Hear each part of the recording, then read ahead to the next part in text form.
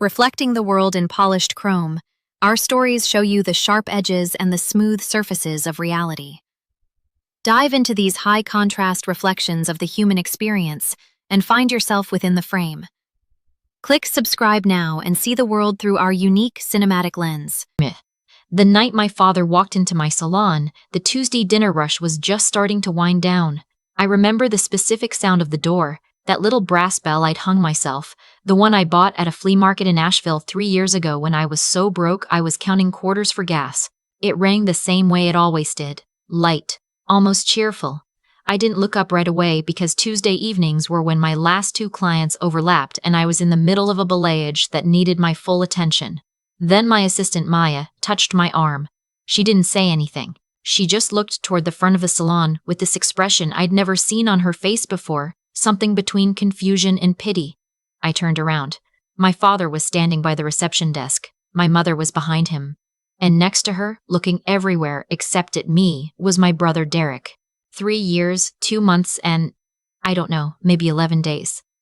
That's how long it had been since any of them had spoken to me. Not a text, not a birthday call, not even a like on social media. I had been erased from the family group chat, uninvited from Thanksgiving, and told by my mother through my aunt, because she couldn't even say it to my face, that I was choosing my pride over family. And now here they were, in my salon, on a Tuesday. My father was wearing his good jacket, the navy one he saves for when he wants to look serious. I knew immediately this wasn't a visit. Let me back up, because none of this makes sense without the part that came before it. I opened Lune Studio 3 years ago, about 8 months after the falling out. At the time, I had $4,200 in savings, a cosmetology license, 6 years of experience working for someone else, and absolutely nothing left to lose. I'd been doing hair since I was 19. I was good at it. I knew I was good at it. But it had taken me a long time to believe that being good at something was enough of a reason to bet everything on yourself. The space I found was a former alteration shop on a quiet block in our town. Not the trendy part, not the part where all the boutiques are, but the part where the rent was something a person could actually pay. I repainted it myself over 2 weekends. Dove gray walls, white trim, a long mirror I found at an estate sale that took 3 people in an argument to get through the door. I built the reception desk from a kit because I couldn't afford to have one custom made. I still have a scar on my left palm from where the screwdriver slipped. I had 4 clients my first week. 2 of them were people I'd known for years who followed me from my old job. One was a woman who walked in off the street because she liked the color of the sign. One was my college roommate who drove 40 minutes to support me and stayed for 3 hours just talking. I cried in my car after I closed that Friday. Not sad crying, the other kind. By the end of year 1, I was booked 3 weeks out. By year 2, I'd hired 2 stylists and a part-time receptionist. By the time my family walked through that door, Lune Studio had a 4.9 rating, a waiting list, and a small but real reputation in town for being the place people went when they actually wanted to feel good about how they looked, not just different. I had built all of it without a single dollar from my family, without a single word of encouragement from my family. I had built it in the specific silence that follows being told you don't matter. And I want you to understand something about that silence. People think being cut off by your family is this dramatic, explosive thing. Sometimes it is. Ours wasn't.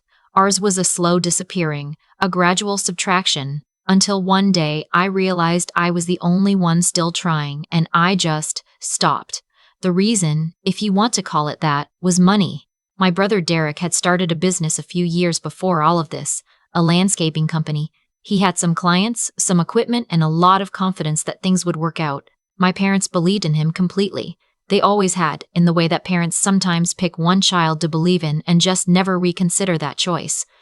When his company started struggling, my parents helped him. That was fine. That was their money to give.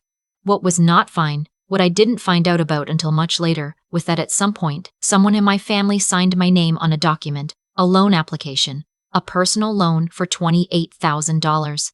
My name, my social security number, my signature, except I hadn't signed anything. I had been at work.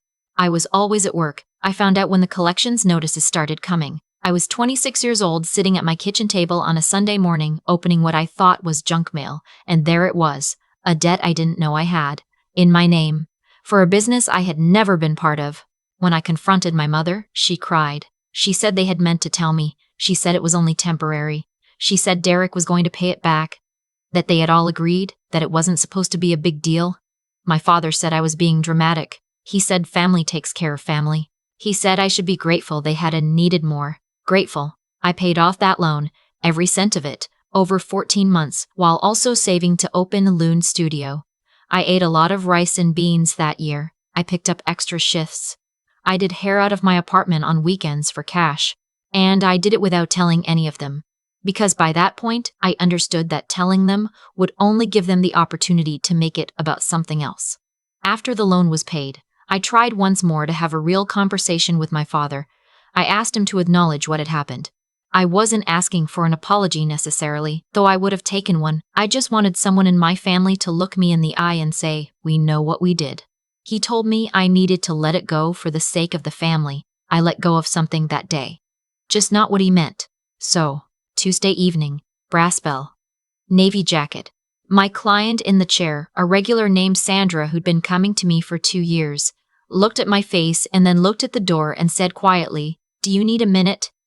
I told her I was fine. I kept my hands moving. I had about 12 minutes left on her color, and I was not going to ruin a good balayage because my father had decided to show up unannounced. Maya came back to me and said, low enough that only I could hear, "They said they need to speak with you." "Your dad says it's important. Tell them I'm with a client," I said. "They can wait." So they waited. My father stood by the reception desk with his arms crossed. My mother sat in one of the waiting chairs and looked at her phone. Derek looked at the floor. I finished Sandra's color. I walked her to the shampoo bowl. I made sure she was comfortable, made sure Maya had her, and then I went to the front. My father looked at me the way he always does when he thinks I owe him something, like he's already disappointed and he's giving me the chance to fix it. "We need to talk," he said. "Okay," I said. "Talk." He glanced around the salon. There were 2 other clients under dryers, a stylist finishing a blowout, Maya at the shampoo bowl. He said, "Somewhere private." "This is my business," I said. "I don't have a private office. You can say what you need to say here, or you can schedule an appointment like everyone else." My mother made a sound. Derek still wasn't looking at me. My father straightened. He reached into his jacket and pulled out a folded envelope and set it on the reception desk between us. "Derek's investors are calling in their loans," he said. "He's got 30 days before they can move on his assets. There's $47,000 outstanding. We've exhausted what we could do on our end." He paused. "We need you to co-sign a refinancing loan." "Or, no," I said. He kept going like I hadn't spoken. "Or we need you to bring us on as silent partners. 15% of this business, held in the family name, would give Derek's investors enough confidence to—" I said no. "This is your brother," my mother said. She had put her phone away. Her voice had that specific quality it gets when she's about to tell me something is my fault. "This is family. And I want to tell you that in that moment I felt something very clean. Not anger exactly, not even the old hurt, something more like clarity. The kind that only comes when you've already done all your grieving and there's nothing left to dread. "You haven't spoken to me in 3 years, I said. "Not one of you. Not a birthday, not a holiday, not when I opened this place, which you all knew about because Aunt Renee was here. You made a choice to cut me out. That was your choice, and I respected it. I didn't call. I didn't come to Thanksgiving and make a scene. I let you have what you chose." "That's not," my mother started. "I'm not done," I said, and I said it gently, which surprised me. "You're standing in my salon that I built without any of you. You're asking me to sign my name on another document, again, for Derek's benefit. And you're using the word family like it means something right now, after 3 years. My father's jaw tightened. "You still have a responsibility to—" "I don't," I said. "I really don't." Then his expression shifted. It was subtle, but I'd known this man my whole life. He reached back into his jacket and I thought he was putting the envelope away, but instead he pulled out his phone. "I spoke to a business attorney last week," he said. "The loan from 6 years ago, the one in your name, there are questions about whether the statute of limitations has actually run, whether there are still civil liability issues for you. If this goes sideways, your name comes up." I looked at him.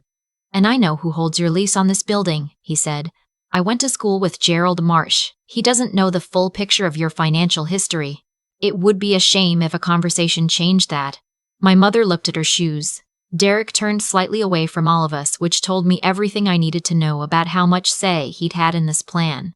My father looked at me and waited. I picked up the envelope from the desk. I looked at it. I set it back down. I need to finish with my client, I said. Come back at 8. We'll talk then. I want to be honest about what the next 2 hours looked like, because people who've never been in a situation like this sometimes imagine that you spend that time being strong and composed. You don't. I went to the back room and I sat on an overturned bucket next to the supply cabinet and I put my face in my hands for about 4 minutes. Maya stood in the doorway and didn't say anything, which was exactly right. Then she handed me a water bottle and went back to work, which was also exactly right. I made 2 phone calls. The first was to my attorney. I had hired her 8 months into running the business, a woman named Carol who had built her own practice from scratch and had the specific kind of competence that comes from not having had anything handed to her either. I told her what my father had said about the loan and the statute of limitations.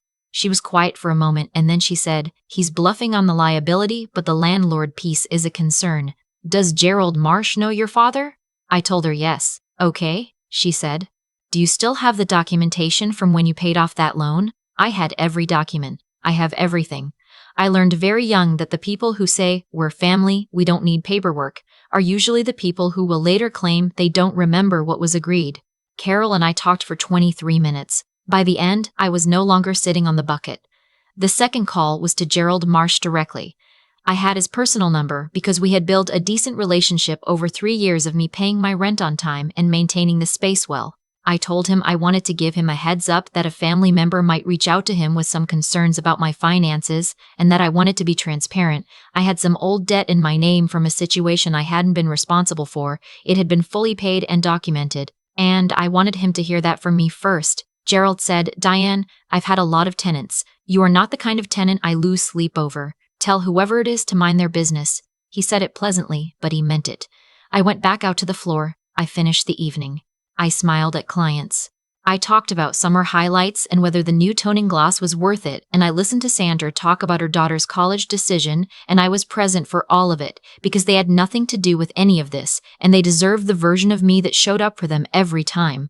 At 8 o'clock, after the last client had left and Maya and the other stylist had gone home, I unlocked the front door and let my family back in.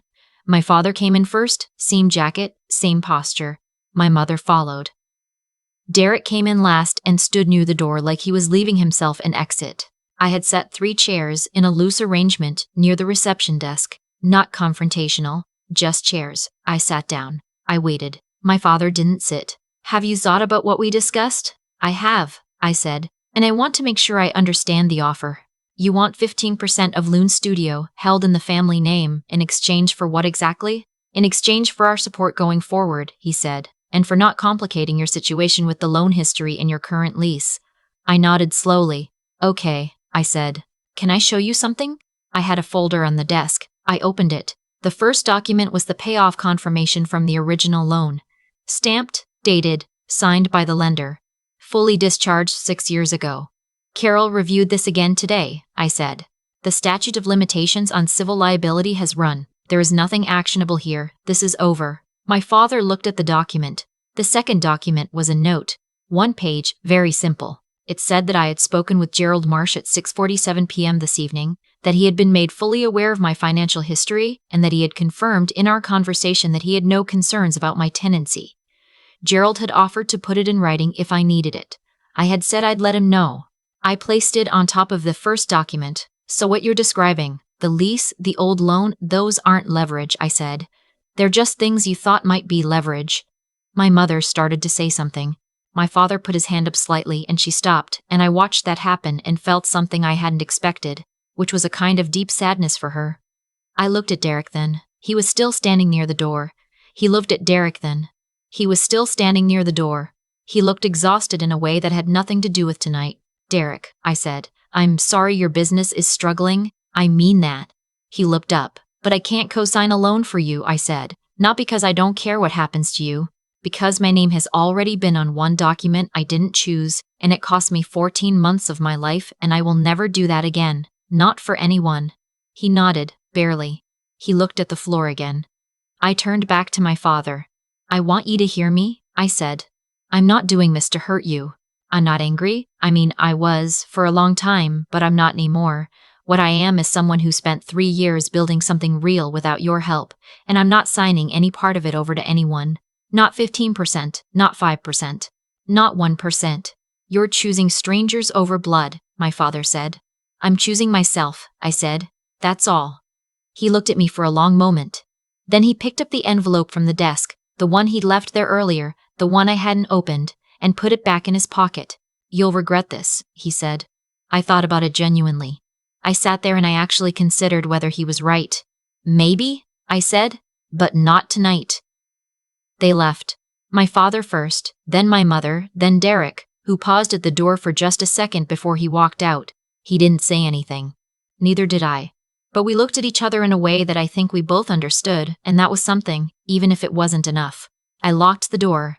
I turned off the overhead lights and left just the little warm lamps on at each station, the way I always do at the end of the night. The salon looked the way it always looks when it's empty and quiet, like it's resting, like it's mine. I wiped down the reception desk. I checked the color cabinet. I took the folder with Carol's documents and put it in the locked filing cabinet in the back where I keep the things that matter. Then I stood in the middle of my salon for a while, in the dark, in the quiet. I had a waiting list of 62 people. I had 2 stylists who depended on this place to make their rent. I had a lease agreement in good standing and a landlord who had just, that evening, looked me in the eye through a phone and told me he trusted me. I had a 4.9 rating, built 1 appointment at a time over 3 years of showing up. I had built all of it myself. My phone buzzed. It was a text from a number I didn't recognize at first, and then I realized it was Derek's new number. I had deleted the old one years ago. It said, I didn't know about the landlord thing until tonight. I'm sorry, for all of it. I read it twice. I put my phone in my pocket. I wasn't ready to respond. I might not be for a while. But I saved the number, which is more than I would have done 2 years ago, and maybe that means something about where I'm at. I went back into the supply room and I checked inventory because we were running low on 2 toners and I needed to order before Thursday. I wrote it on the little whiteboard where I keep my running list. I turned off the backlight. I set the alarm. I walked out to my car, the same way I do every night, and I sat there for a minute before starting the engine. The street was empty. The salon sign was off. From the outside, it looks like any other small business on a quiet block in a regular town. But I know what it cost. I know every hour that went into it. I know the 2 weekends of painting and the estate sale mirror and the kit-built reception desk and the rice and beans and the 14 months of paying off a debt that was never mine. Nobody can walk in and demand a piece of that, not because I'm cold, not because I don't believe in family, but because there are some things you build in the dark, by yourself, for yourself, and they belong to you entirely. That's not revenge. That's just what it means to finally keep something. I've thought a lot about what my father expected to happen that Tuesday night. I think he expected me to panic. I think he walked into Lune Studio in his good navy jacket with that envelope and those words about the landlord because he had spent 30 years watching me back down, and he had no reason to believe this time would be different. That's the thing about patterns. They hold until they don't. What he didn't account for, what none of them accounted for, was that the version of me standing behind that reception desk was not the same person who had quietly paid off a $28,000 debt and said nothing. That woman had spent 3 years in a very specific kind of silence. Not the silence of someone waiting to be invited back, the silence of someone building. And there is a difference between those 2 things that is almost impossible to explain to someone who has never had to choose between them. I'm not going to tell you that I handled everything perfectly. I sat on a bucket in my supply room and put my face in my hands for 4 minutes. I called my attorney from the back hallway while a client's color was processing. I was scared, briefly and genuinely, in the way you can only be scared by people who once had real power over you. That fear is old and it's fast, and it doesn't care how many good years have passed. But I moved through it. That's what I've learned to do. Not to eliminate the fear, but to keep moving while it's happening. What I think about now is the sequence of choices that led to that night, and I don't just mean my father's choices or Derek's choices. I mean mine. Every decision I made after I found those collection notices, to pay the debt quietly, to document everything, to build something real instead of staying angry, to call Gerald before my father could, those decisions accumulated. They compounded. They became the folder on my desk that made threats into empty words. People talk about consequences like there's something that happens to you. But consequences are also something you construct, slowly, over a long time, through the choices that nobody sees you making. My father thought he held leverage. What he actually walked into was the result of 3 years of me choosing again and again to be someone who could not be leveraged. That's not luck, it's not fate. It's just what happens when your actions and your intentions line up and stay lined up long enough to matter. Derek's text is still in my phone. I haven't responded yet. I'm not sure what I want to say or if what I want to say is something he needs to hear from me right now. But I saved the number, and that small thing feels like its own kind of answer, not to him, but to myself. Evidence that I have not become someone who closes every door. I still have the scar on my left palm from the screwdriver. I notice it sometimes when I'm working, when I'm doing a consultation, or mixing color, or just resting my hand on the reception desk I built from a kit. It doesn't bother me. It's just proof that I was there, doing the work, when no one was watching and no one was helping, and it wasn't clear yet that any of it would turn into something worth protecting. That's the only thing I know for certain. The work you do when no one is watching is the work that holds.